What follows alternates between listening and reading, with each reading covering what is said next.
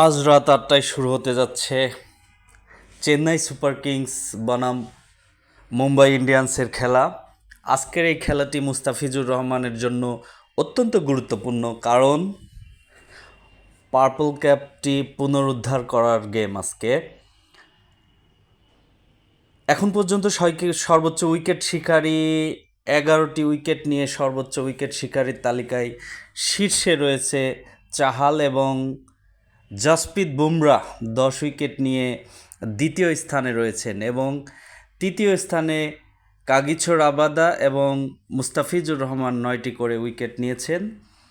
সেক্ষেত্রে আজকে মুস্তাফিজুর রহমানকে মিনিমাম ২টি উইকেট নিতে হবে পার্পল ক্যাপটি পুনরুদ্ধার করতে হলে। আজকে উইকেটটি খুব বেশি একটা মুস্তাফিজের জন্য সুবিধার হবে না, সেক্ষেত্রে একটু কঠিন হয়ে যায় আজকের জন্য। বাংলাদেশের ১৬ কোটি জনগণ আজকে তাকিয়ে থাকবে মুস্তাফিজুর রহমানের দিকে। তবে ওয়াংখেড়ে স্টেডিয়ামটি কিছুটা হেল্প হতে পারে মুস্তাফিজের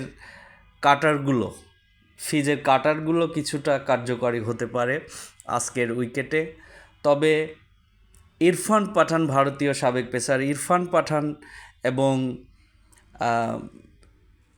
মনে করেন অস্ট্রেলিয়ান সাবেক পেসার ব্রেটলি মনে করেন আজকের পিচটিও মুস্তাফিজের যে ছন্দ, আজকের পিচটিও তার সেই ছন্দের পতনের জন্য খুব বেশি একটা প্রতিকূল হবে না। সুতরাং দেখার বিষয় আজকে কি করেন মুস্তাফিজুর রহমান। এদিকে যেমন সারা বিশ্ব তার স্লোয়ার এবং কাটারে মজেছে, ঠিক তেমনি তার বোলিং ভেরিয়েশন এবং হাতের পজিশন, যেটা সাধারণত মুত্তিয়া মুরলীধরনের কথা আপনারা জানেন। মুত্তিয়া মুরলীধরনের যে স্পিন ভেলকি, মুস্তাফিজের হাতের সেই ভঙ্গিটি অনেকটাই সেই রকম বলে বিশেষজ্ঞদের দাবি। সুতরাং দেখা যাক আজকে মুস্তাফিজের সেই হাতের ভেলকি কতদূর কী হয়। বাংলাদেশের একমাত্র প্রতিনিধিত্ব করছেন, আপনারা জানেন, মুস্তাফিজুর রহমান। সেক্ষেত্রে আজকে দেখার বিষয় কি ঘটে।